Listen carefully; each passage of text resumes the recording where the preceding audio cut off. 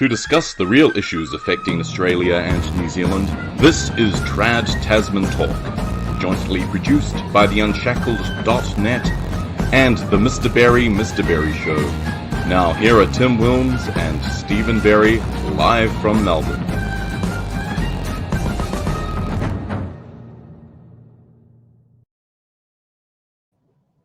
Hello everyone and welcome to another week of Trad Tasman Talk.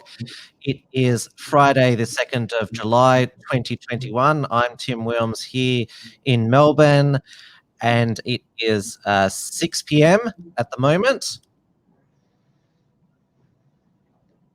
That's your cue to introduce yourself, Stephen. Oh, sorry. Hi, and I'm Stephen Berry, newly resident of Melbourne as well, and enjoying it very much. Though everyone can pick up your accent, you're a New Zealander and from Auckland. Well, I usually get accused of being English, so this is a nice change, but not by usually by New Zealanders because they don't pronounce English properly. And we should explain to our audience why Stephen is here and not Due, because Due is only able to commit to the show every fortnight now. And since Stephen moved to Melbourne, he and I have been discussing possible collaborations. You're a guest on my Wilmsfront program a couple of months back before you made the move to Melbourne. And well, we both thought rather than create a whole new show, we'd just add you as a contributor to this program, Trad Tasman Talk, on the weeks that Due has family commitments. So welcome aboard. Thank you very much. Very excited to be on here. Due is watching. He said, this show is really awkward without me. Well, Dewey knows when to take his cues at the start of the show, you see. Oh, well, it's your first show. You'll get the hang of it easy. Yeah. I'll start speaking when I'm not wanted to by the end, I promise. Clark He, one of our regular viewers and super chatters, says, evening, haha, I'm very confused. Very, very justified, but we'll get there. We'll hold hands through it. We'll get to the end together. Kieran has said Mr. Berry's existence is harmful to feminists. It's harmful to a lot more people than feminists, especially socialists. Well, you've relaunched Mr. Berry in Melbourne, and for those who haven't watched it before, well, my summary of it, it's just basically you ranting and raving about what really grinds your gears. Yeah, that's how the Mr. Berry show has been since it was founded in July last year. And now that I'm in Australia, I found a whole lot more things that piss me off and I think are silly. So it's easy material, I guess. I'm going for low-hanging fruit. And you're very kind to maybe take me up a level to some philosophical discussions rather than just swear words and taking the piss out of people, but maybe we'll get time for that too. Yeah, I did tell you before the show, moderate your language for this audience because... And that was good advice, very good advice. Because obviously Due, a conservative Christian family man, keeps the show as, G-rated as possible. I'm the one that injects some of the more, what would you say, not controversial, but just colourful. Yes, colourful content, because well, a lot of our culture is profane, and have you noticed that the culture outrage war is so much more higher in Australia? I haven't had the privilege of engaging with some of the feral locals yet. I have found that the driving is a lot more aggressive and people are very much more comfortable with using their horns when they drive the car, especially when my partner drives. And New Zealand and Australia both drive on the left-hand side of the road. So there's that Very drive. good.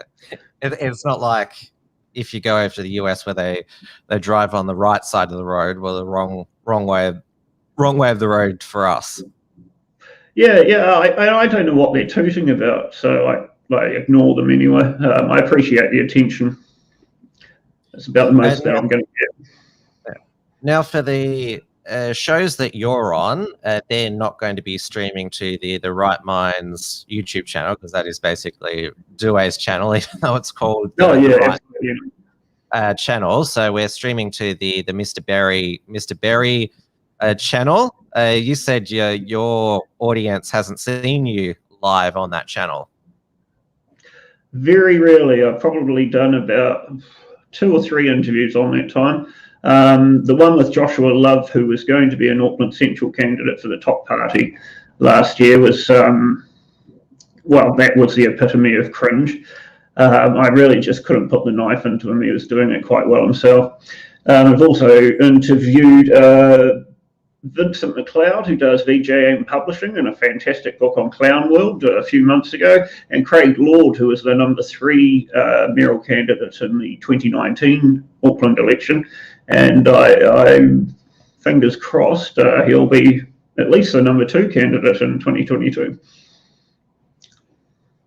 And as always, streaming to the Unshackled YouTube channel, and we got it to work tonight on the Trad Tasman Talk Odysee channel. I'm trying to view it in the app at the moment, though it's not going too well, but it does say that it's live.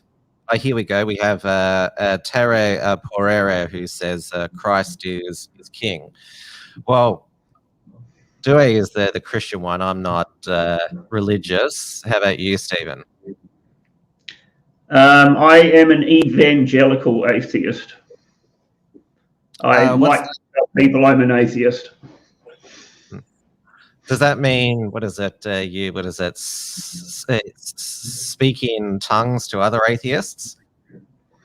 Well, if I hear someone say, thank God that happened, or thank God someone gave me this, I'm like, no, thanks, Stephen. And at your core, like me, you're a libertarian. Gary Johnson introduced the way the libertarian candidate in the US in 2016, libertarians, how they speak in tongues. Well, they just don't know how to speak to people at all, I don't think. I mean, Gary Johnson was getting booed for accepting driver's license in the 2016 Libertarian primaries. They just don't have a clue how to appeal to the average voter. It didn't have the guy with the gumboot on his head as their 2020 candidate. They had Vermin Supreme, yes, with the boot on his head. He ran for the nomination, but he was unsuccessful. But yeah, we better not bore the audience too much with that libertarian politics, even though it is quite fascinating, like a train wreck is, which is for us more sad than hilarious, obviously. Yeah, it is sad, and I'm glad I left the Libertarian Party many years ago. Hadron Anti-Bullying as our resident, anti-libertarian, who blames libertarians for the mess that we are in right now, which referring to, well, the COVID mess, where, well, both Australia and New Zealand have elimination strategies of COVID, which means also eliminating much of the economy and people's mental health in the process. New Zealand has done a better job at keeping the virus eliminated, though you've got less people in the population and less people wanting to come back to New Zealand. Oh, there's nothing libertarian about that. It's just a government that's got very lucky because they're in a tiny part of the world where nobody else wants to go. And if you have a look at the, say, dozen or so other countries that are COVID-free, they're all tiny little Pacific islands that nobody can get to. Tajikistan claimed to be COVID-free for some time, but well, no one's paying attention anyway, and I don't think it was true. But yeah, there's nothing libertarian about the lockdowns. No, well, you've got the unique experience of having 5 lockdowns, the 4 in Auckland and the most recent one in Melbourne. So congratulations. Yeah. And I think compared to an Auckland lockdown. Well, the thing I hate about the Melbourne lockdown is the mask mandate. I had to wear a mask walking around outside. Yeah, mask mandate. Yeah.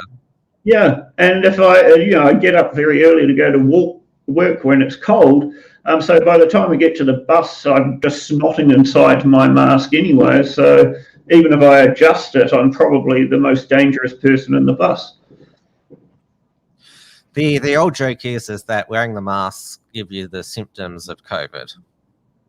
I haven't heard that, but yeah, it absolutely does. And most people are not, like, I have to wear a medical mask because otherwise with my glasses it just fogs up my glasses. Most people are wearing reusable masks. They're not changing those masks several times a day or even once a day. They'll put it back in their bag, put it back on again. It's just causing more damage than it should. And then to wear a mask outside, nobody's catching COVID outside. The wind blows it away.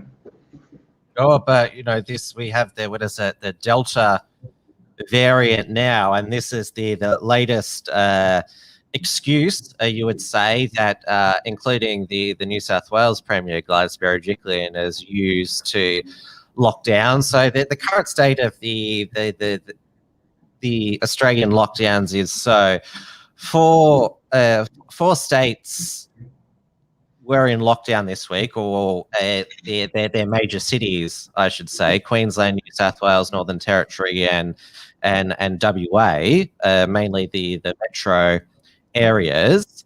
So as of right now, the Northern Territory has been released, but they'll have a week of easing, as it's referred to. Queensland is most of the local government areas that were in lockdown have been released, apart from Brisbane and Moreton Bay. And Perth and Peel regions of WA are due to exit lockdown from midnight their time, but they're going to have 3 stages of easing, which the first easing is 3 days, which includes the outdoor mask mandate. And little old totalitarian Victoria down at the bottom of the country is actually probably the best place to be in terms of lockdowns at the moment, despite the indoor masks. But unfortunately, they're hesitant to wind things down lower because of all the other states which are having infections at the moment. Maybe they should look at ACT and Tasmania, which have no infections, though I guess nobody wants to go to Tasmania. ACT still introduced a mask mandate with 0 cases because, they are an enclave around virus-riddled New South Wales. Oh, right. Oh, that's fair enough. It sounds like people actually want to go to ACT as well. But Victoria, despite lagging behind for the past year, is now the gold standard because everyone else has fallen over recently. The Bradbury gold standard, you would call it, coming last for so long, then everyone just falls over. Yeah, and I have a little bit of an admiration for the Premier of New South Wales, who is so hesitant to go into lockdown. I understand New South Wales is still yet to have a statewide lockdown. Is that correct? Yes, but regional New South Wales still has severe restrictions and indoor mask mandates. Barnaby Joyce got a mask fine after one of his New England constituents snitched on him. That he paid for petrol without a mask on, and apparently the police they viewed the CCTV footage. This is the level of New South Wales policing with regard to the restrictions, and then issued him with a $200 fine. New South Wales police are giving the Victorian police a run for their money with their particularly enforcement around masks. Though I wish they could just make the fines like an even $10 or $100, not like 208 or something like that. Well, that's because in our legislation, the fines are tied to things called penalty units, and the penalty units are adjusted every year, most years, to go with inflation. So the standard public health order breach fine in Victoria is currently $1,652. The super fine is $4,957, and then the super duper fine is $9,913, because it's all tied to these penalty units. No, right, fascinating. There's been a lot of things that have struck me as a bit weird as I've accustomed to life in Victoria, and then I discovered penalty rates, which are for pay, which is something New Zealand got rid of 30 years ago. And so, I mean, it all makes sense, but the distortions in behaviour that they're creating don't. Why did you decide to come to Victoria, of all places, from New Zealand? Because I know that, well, even though Auckland's had 4 lockdowns, New Zealand as a whole is free of mandatory masks and QR codes everywhere. Yeah, it has been, the whole time, except for public transport. Well, my husband's family are all based in Melbourne, which really is another reason not to come to Melbourne, but I couldn't convince them of that.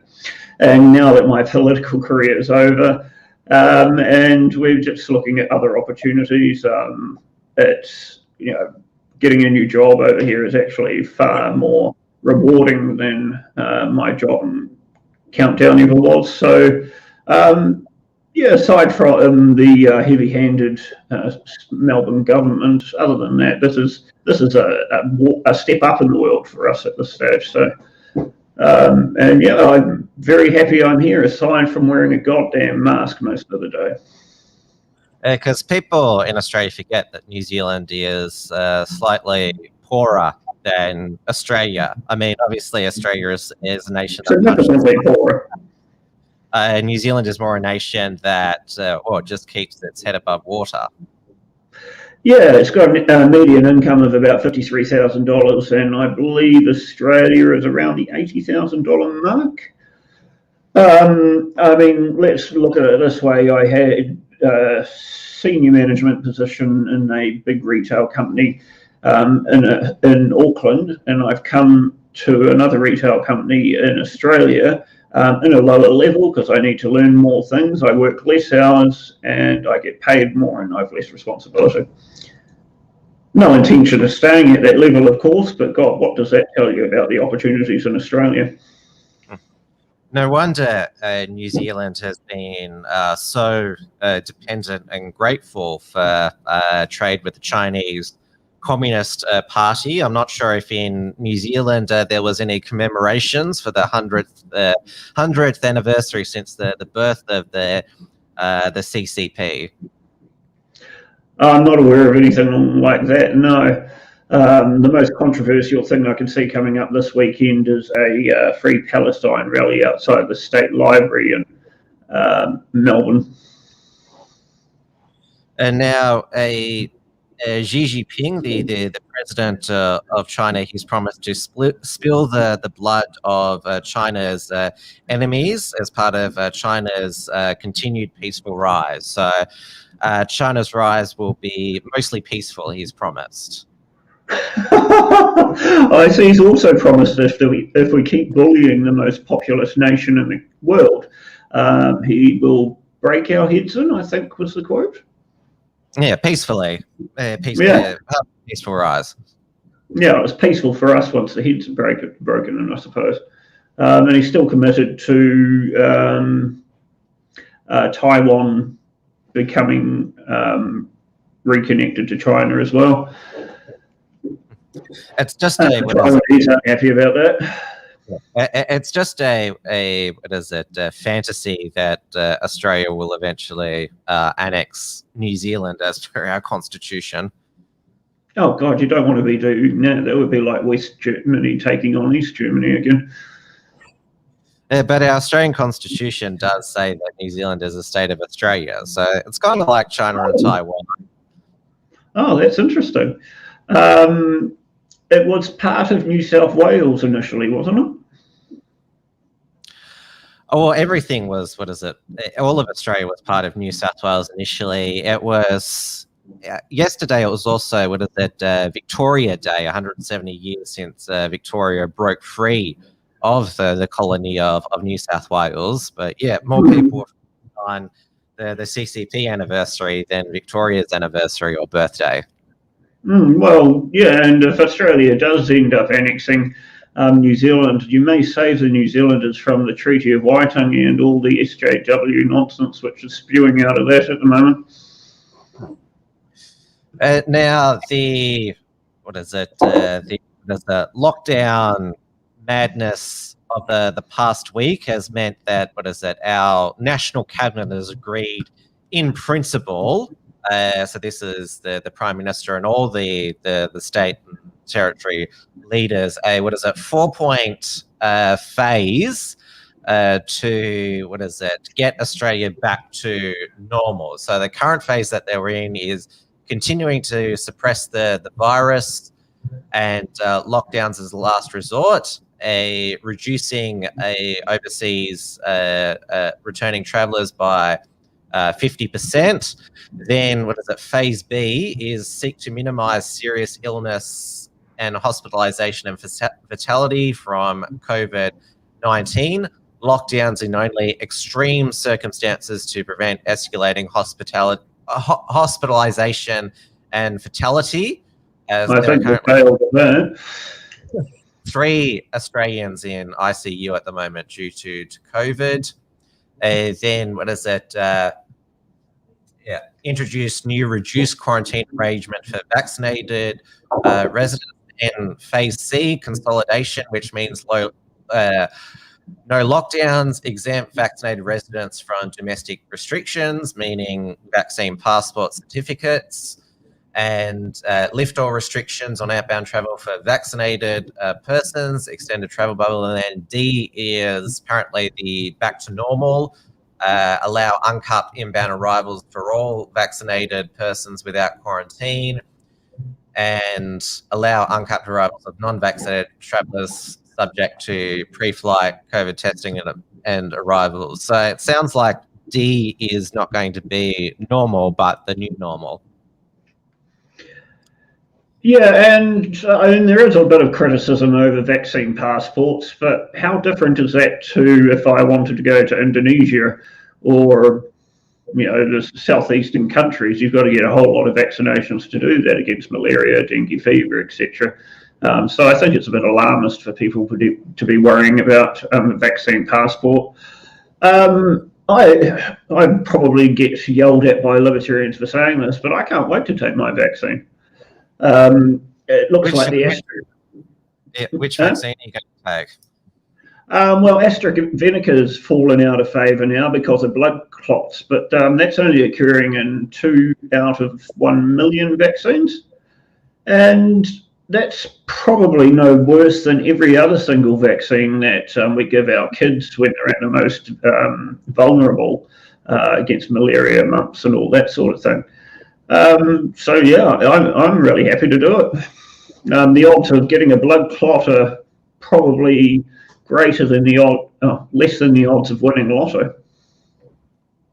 And some people go, well, I've had the vaccination, I still got sick. Yeah, it's got 95% effectiveness. Some people are still going to get sick.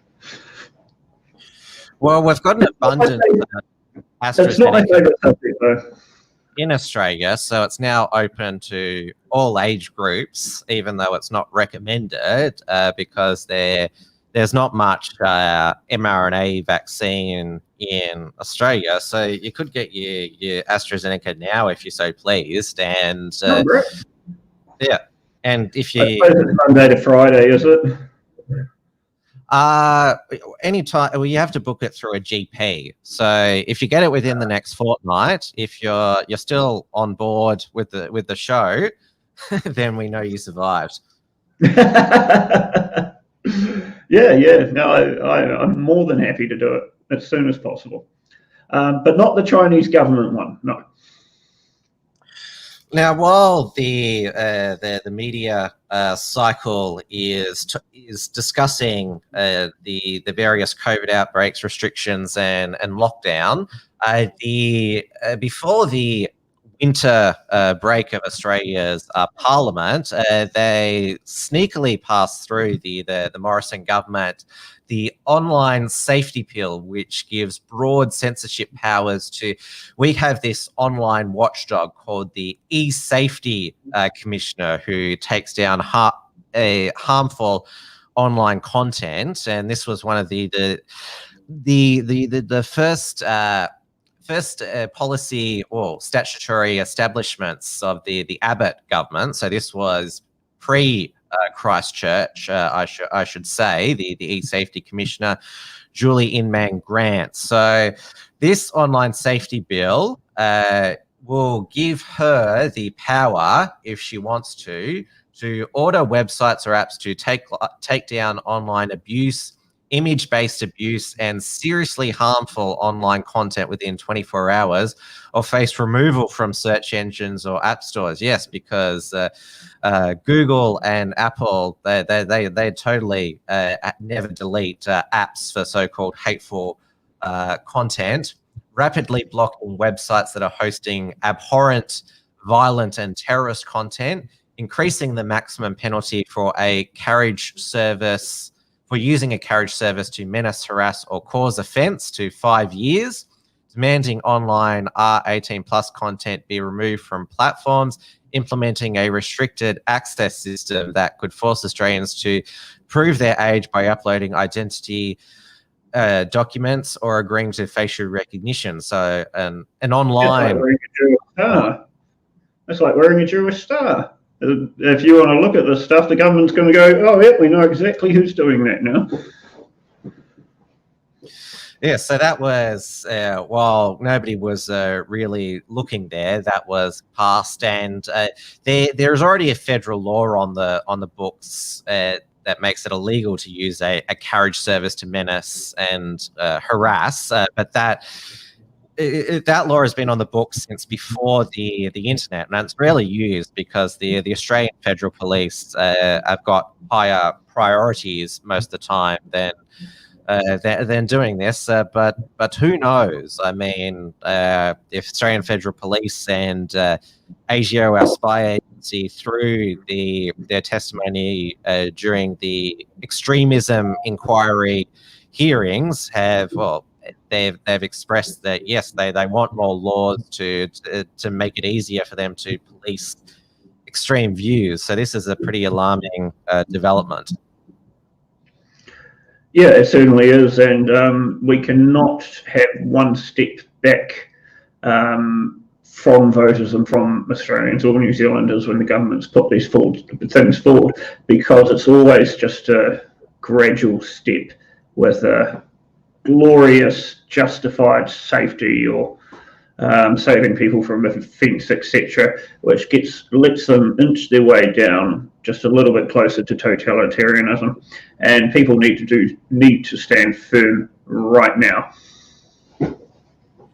And this bill was championed by a media personality, Erin Molan, who is the daughter of Liberal Senator and Major General Jim Molan.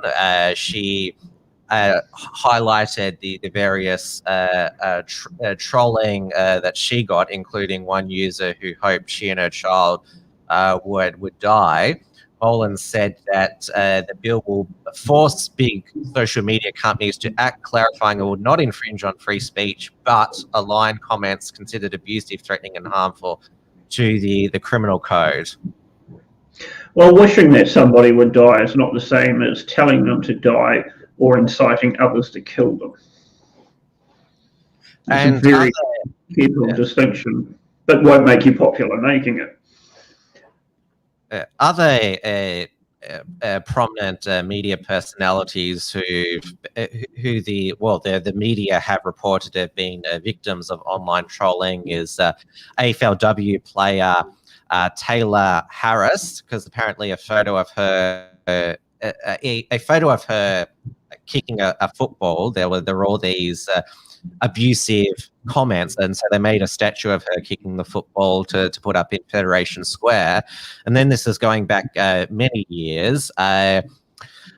Television personality and top model judge Charlotte Dawson committed suicide because supposedly of trolling, though she, many people argued, made many nasty comments when she was a judge on top models. So she was one of those people that could dish it out, but complained when she couldn't take it. And this is the case with a lot of these mainstream media journalists, and particularly the female ones. They're prepared to dish it out in their articles, their commentary, but when when it comes back to them online, and yes, there are a lot of nasty comments, but if you dish it out, you've got to take it, and you can always use the block button.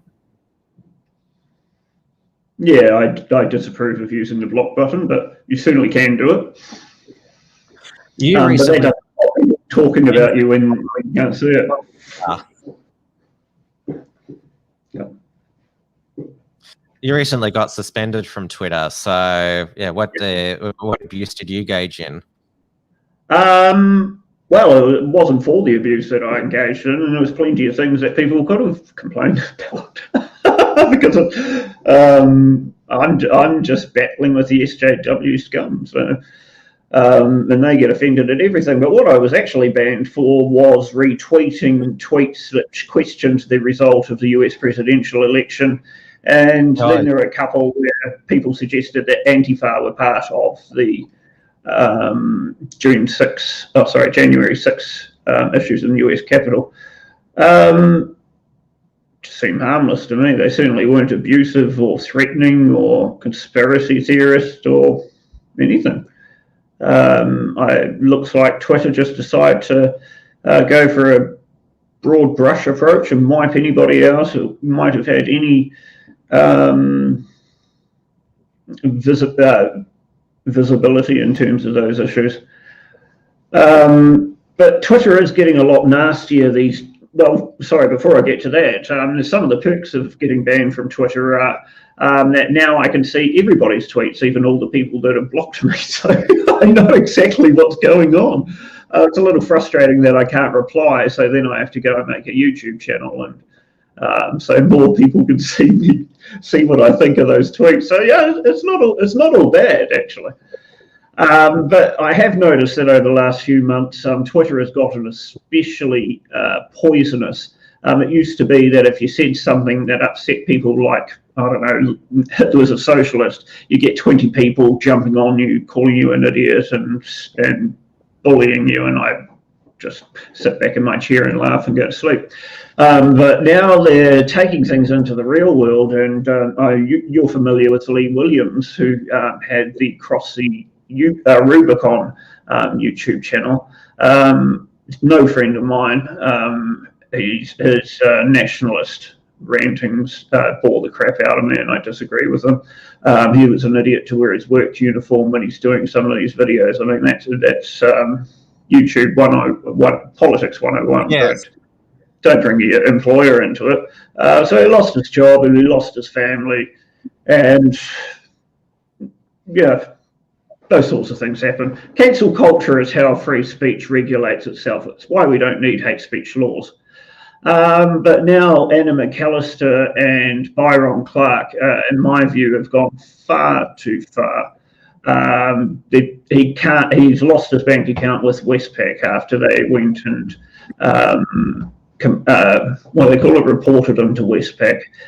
He's lost 2 fundraising sites so that he could escape the country and go back to the UK. They managed to get rid of those. He's got a PayPal account that's under threat.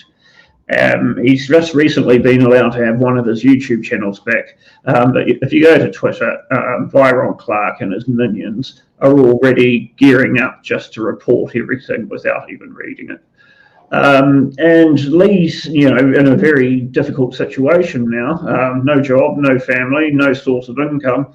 And as he said in his latest Facebook post, well, he's got nothing left to lose now. Is that the result that these high-minded socialist POSs want to get into, where they're potentially inciting violence in the victims they've created? Well, this is their ultimate goal, to destroy someone's life, break them so that they're destitute. I mean, this is basically what those people live for. The local Antifa Twitter activists and councillors here in Melbourne, Slack Bastard and Tom Tanuki. Slack Bastard has managed to keep their identity anonymous for 20 years, but Tom Tanuki puts his face to his videos, but everyone knows his real name. It's Thomas Stevens. So they're the local ones to watch out for. Yeah, if you're going to engage in that sort of shit, at least grow a set and don't go anonymous, because then, God, you really are the lowest of the low if you're going to try and destroy other people's lives and not even put your face to it.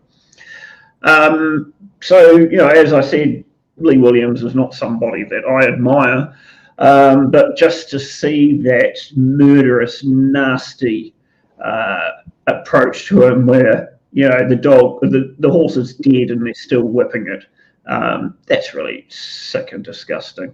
They should be ashamed of themselves. I noticed that Facebook, in response to the growth of these hate speech social media regulations, is deciding to counter extremism even more. I got so many of these notifications today that said, "Tim, you may have been exposed to harmful extremist content recently. Violent groups try to manipulate your anger and disappointments. You can take action now to protect yourself and others." Yes, I am aware that groups like Antifa try to do that. So thanks for the warning, Facebook. And I noticed Gab, Andrew Torber, put up, "You may be exposed that hurts your feels. Informed groups try to educate you and make you feel angry and foot stompy. You can take action now to protect yourself. Get support from experts, spot the signs, understand the dangers of safe spaces, and hear from people who escape censorship. Grow up, close." I admire what Gab is doing. Unfortunately, a lot of the content in there is just QAnon madness. So I'm not quite a fan yet, though I've got my toe in the water. So if you're getting posts about being exposed to extremist content, maybe you're not so bad, because I haven't been getting those posts. Maybe I'm the extremist content. Well, you might be jealous. Who knows? It just it seemed to be just the default post when you opened your Facebook app, if you're part of any right of center groups on Facebook. So yeah, but I noticed that it sort of seemed to be one of those 24-hour things, because when I've opened the app recently, it's not there. Yeah, I've got a few groups that I'm administrator on, in New Zealand political groups on Facebook, and so every now and then Facebook will make us put permission for each post on it, because of the volume of tweets, posts that are going on there, which then get wiped out by Facebook's algorithm. But I'm not banned yet. Yeah. We also had after the passage of this online safety bill, former Prime Minister Julie Gillard co-sign a letter from, what is it called, the Web Foundation, in calling for Facebook, Google, Twitter, and TikTok to stop social media abuse against women, because I'm not sure if you remember when she was Prime Minister of Australia, but if you criticised or mocked her at all, then you were a misogynist. This was the beginning of cancel culture, and was it advertiser boycotts if you criticised St. Julia. Now, obviously, in New Zealand, you have your own version of Julia. I remember watching it fall over on the grass once, and I remember the Liberals having a dinner in which you could get the Julia Gillard special, which was some fat legs and wings or something like that. Large thighs, what is it? Small breasts and a big red box. I think that was the menu. Yeah, well done. But yes, that was the beginning of when you couldn't make colourful jokes about left-wing politicians. Of course, when Tony Abbott became Prime Minister, you could abuse him all that you want. Abbott he was Minister for Women too, wasn't he? Sorry? He was Minister for Women's Affairs. Yeah, he made himself a minister for women as well. Yeah. But yes, that was the beginning of cancel culture and the radical feminists here in Australia, sadly. And now, before the university started leaking that shit into the world.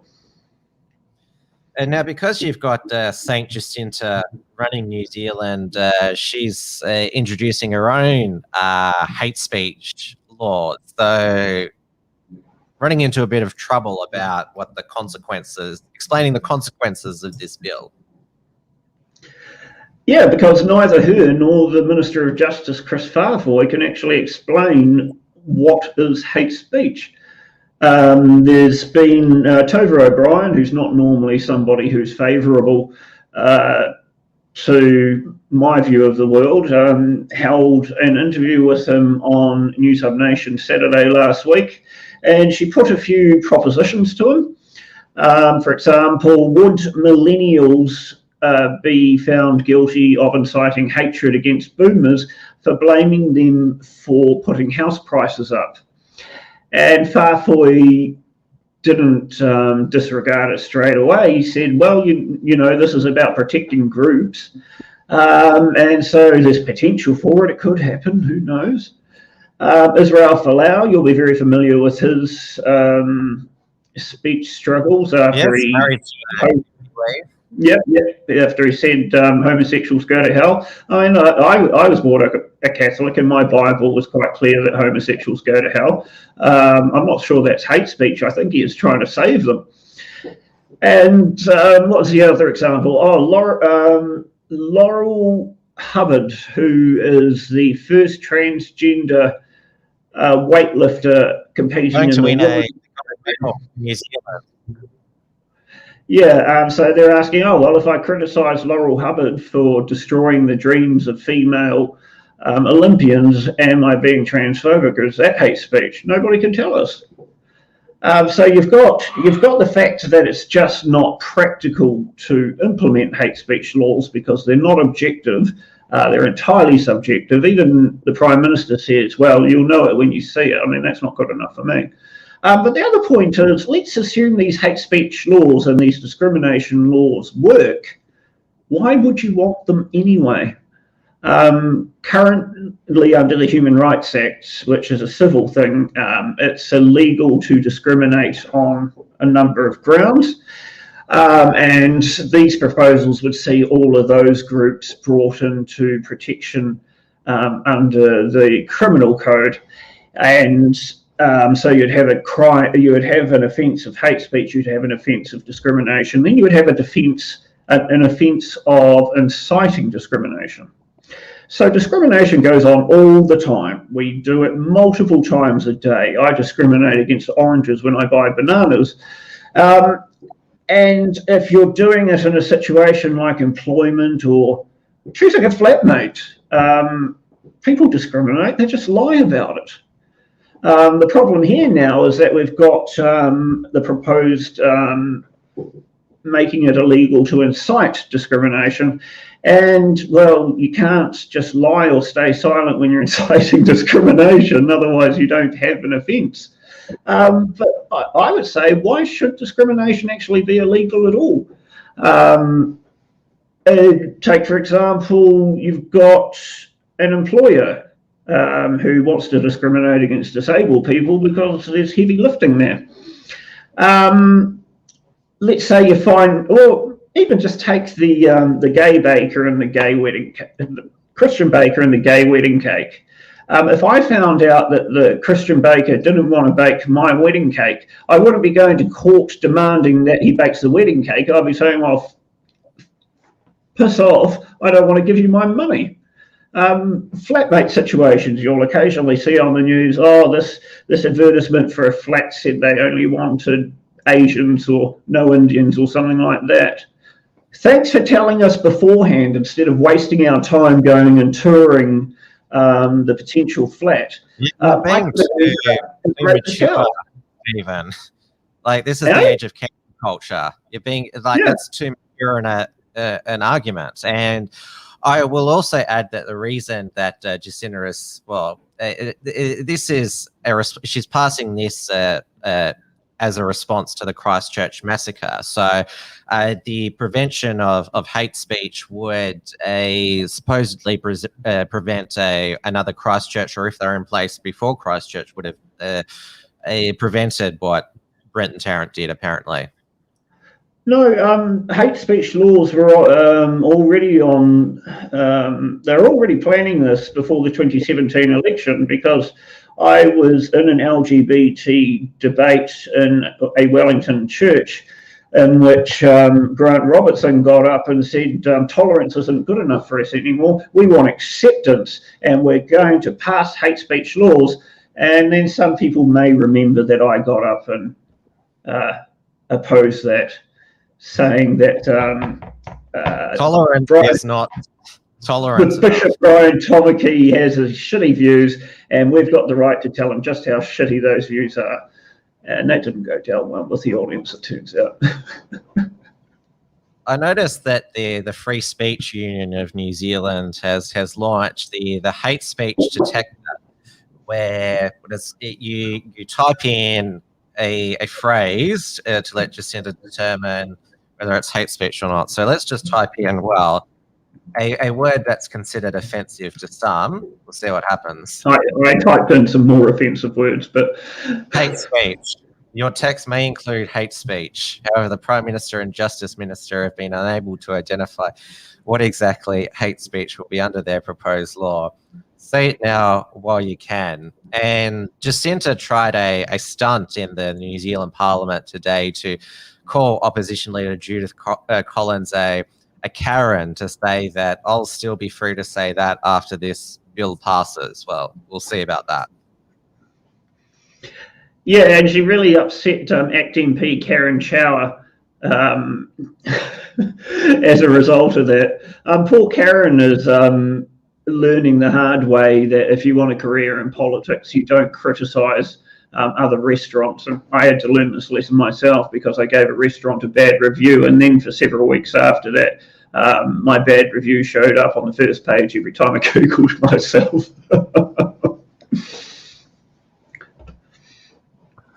And now, back in Victoria, the proposed changes to our Racial and Religious Tolerance Act, which is the amendment to it, is going to not just include race and religion, but gender, sexual orientation, gender identity, disability, which will also include a swastika ban, because that will basically, ensure that there are no more Nazis if you ban the public display of the swastika. But that will also ensure there are no more Hindus. Yes, as well. But now the Andrews government is wanting to stop whorephobia by a full decriminalisation against sex work, because in Victoria at the moment, street-based sex work is still a crime. though selling sex at registered brothels, escort agencies, or being a private sex worker is permitted, but under licensing conditions. But that is not good enough because apparently registering with the Business Licensing Authority, sex workers have said this is dangerous and opens them up to discrimination. So, well, I would discriminate against a street sex worker anyway because, I mean, what are you going to do with everything at the end? Probably in a park or a street. I mean, I think that's appalling. And also, why are they decriminalising it? Just legalise it. What's the difference? Good question. Because, well, obviously, when it comes to drug law reform, there's a difference between decriminalisation, that normally means personal use, and legalisation, which is, legalising drugs completely. Interesting that this was gangs in control. Yeah, this story has been done in the Age newspaper by their Muslim reporter. Well, she's a state political reporter, but clearly she is wearing, by her posing for a photo with the hijab, Samray Ilanbi. It looks like she always wears it. Yeah, and she does wear them when she turns up to the Daily Dan Andrews press conferences there. So interesting choice of, you would say, reporter by the Age for this. I'm not sure what her personal opinion is on this. Now, this is another example of the Andrews government just going along with, giving Fiona Patten, leader of the Reason Party, formerly Sex Party, all the things that she wants. The expanded hate speech laws were Fiona Patten's idea, and so is this. And this is another victory of the third wave postmodern feminists over the SWERFs, the sex worker exclusionary radical feminists. So there's obviously the TERFs, the trans exclusionary radical feminists, and there's also the SWERFs. So this is another you would say victory for the new wave radical feminists over the old wave second wave feminists. I wouldn't think that swerving would be a big deal. There was a Greens candidate who stood for the seat of Richmond for many years, who was a SWERF, and the Sex Party / Reason Party always campaigned against her by preferencing the Labor Party in that seat. I will look up her name because it's best to put a name here. Just while you're doing that, I would say that street prostitution is more of a property rights issue than it is a decency or a consent issue. By all means, pick them up on the street, but have somewhere to go, which is they have permission to use that for that purpose, whether it's private permission or they're going to their own home or something like that. But certainly not doing this sort of thing in the street, hiding behind other people's buildings. Here we go. Kathleen Maltzan. So she's been the perennial Greens candidate for the seat of Richmond, but recently she has mellowed in her opposition to sex work and wanting to introduce what's the Nordic model, which is that the men are prosecuted for buying sex work, but not the women who sell it. That's a ridiculous strategy. And now, even though it's not a New Zealand political topic, it was something that was noted in the New Zealand media. The new Tasmanian Labor leader has praised violent communism. Well, also, I think someone needs to point out that his wife's eyebrows, the curtains don't match the furniture. I find that quite off-putting. I can't even watch Richard Dawkins anymore because his eyebrows are just everywhere. So maybe a little bit of friendly advice to his wife, aside from divorce your husband. I hope that's not too low brow for this show. Well, he is unfortunately the new Tasmanian Labor leader. There was the recent Tasmanian state election called a year early by Liberal Premier Peter Gutwein. He just fell over the line to get a majority government, which is what he wanted, because Tasmania uses the proportional representation Hare-Clark system, which is they use multi-member electorates. So they have 5 electorates of 5 members each, where there's not a party ticket, but there's a open party list. So where you preference one to 5. So he replaced the 2-time loser Labor leader Rebecca White, and he has become leader David O'Byrne, despite having to apologise for inappropriate sexual conduct allegations, which he previously wanted to sue over, since he's apologised for. He stepped down yesterday, didn't he? Wikipedia tells me so. Let's have a look. It says that he's been the leader from the 15th of June to the 30th of June, and now he's currently stepping down while this kerfuffle is dealt with. So he's actually beaten New Zealand's Todd Muller for his shortest time as being leader of a political party by a significant margin. He's stepping aside while Labor investigate the complaint. That's what he's doing. So he's still technically the leader, but stepping aside. This is a term that's used in Australian politics where you haven't resigned or suspended, but you're stepping aside pending an investigation. So we have in New South Wales at the moment, a Gareth Ward, the former Families and Community Services Minister, stepping aside from the Liberal Party, sitting on the crossbench whilst child sex allegations against him are investigated. Oh dear. But let's not forget the shirt that the Tasmanian Labor leader is wearing there. He's celebrating the 100 years of tyranny that is the founding of the Chinese Communist Party. His shirt says, "You don't become a good communist by going to meetings or memorizing the manifesto. You do it with your fists." And I suspect that it's not like that.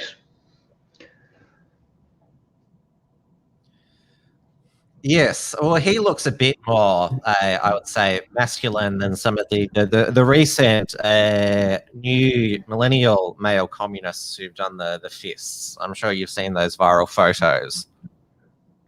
I'm going to after this. Well, we're coming up on the first hour of the first episode of Trad Tasman Talk to feature Mr. Berry. Mr. Berry, it's your last opportunity to ask a question or send through a super chat over on Entropy. I should also check on Odysee to see if there's been any further comments here, because Odysee is great because it supports free speech, but the in-app experience is not the best. So just wait for that to load. I'd appreciate to have audience feedback, not just in the comments right now, but after, about how your first show went, because it was quite a few people were quite shocked that you weren't Dewey, you didn't look like Dewey, what they thought. If Dewey looks like me, he's got to make some serious lifestyle changes. But yes, thanks for coming aboard the Trad Tasman Talk family. And apart from when you missed your cue at the beginning, I think you had a good run. Thank you very much. And where can people find Mr. Berry? Mr. Berry, obviously not on Twitter at the moment. No. I do have a Facebook page, which is just where I put my articles and anything that annoys me while I'm scrolling through Facebook. So that's on facebook.com/Mr. Berry, no spaces. And the YouTube link is quite messy, lots of numbers and random letters. So I'd suggest that you just search Mr. Berry. Again, no spaces. And you'll find the channel there. And of course, you can find the Unshackled Productions archive and the latest Unshackled content on the unshackled.net. I'll be back next on Monday for Tim's News Explosion on the Wilms Front channel, 8:30 p.m. Melbourne time, and then another Wilms Front on Thursday, also at 8:30 p.m. Melbourne time on the Wilms Front channel. And then Trad Tasman Talk will be back next week, back with Dewey. And on the Unshackled main channel, there'll be more reports from Tiger Mountain with Richard Waltoncroft published. A few of you may have noticed that I don't normally drink on Trad Tasman Talk. Dewey occasionally he does with his gin. This is because, well, I opened a bottle of wine last night with my guest on Wilms Front, Tanya Stapleton, for our wine time, and well, I think I should finish this bottle tonight, not let it go. What were you drinking? It's a Sauv Blanc. Oh, brilliant! New Zealand Sauv Blanc. You'll know if it's not. An Australian one. It's an Australian one. But this is part of what I call dry white July, as in drinking dry white wine. Okay, fair enough. Maybe you could get somebody to offer you some donations for it. Yes. Well, since a lot of Australia has been in lockdown in June and now going into July, a lot of Australians are like, yeah, no, not doing dry July. They've already done it. All right. Thank you, everyone, for watching tonight. Thank you, Stephen, and we'll be back next week. Have a good weekend, particularly those who, will be free to... who have already been free to do such, but those who now have newfound freedom. And I hope that those in Brisbane and Moreton Bay are able to enjoy a free weekend from 6 p.m. tomorrow, because it was only a 24-hour extension to the lockdown. Sadly, Greater Sydney siders, they've got another 8 days of lockdown. But if you can enjoy your freedom, please do. And we'll see you next week. Thanks very much. Thanks for tuning in to this week's edition of Trad Tasman Talk. To keep up with the latest real news and analysis from the Tasman nations, visit the unshackled.net and rightminds.nz.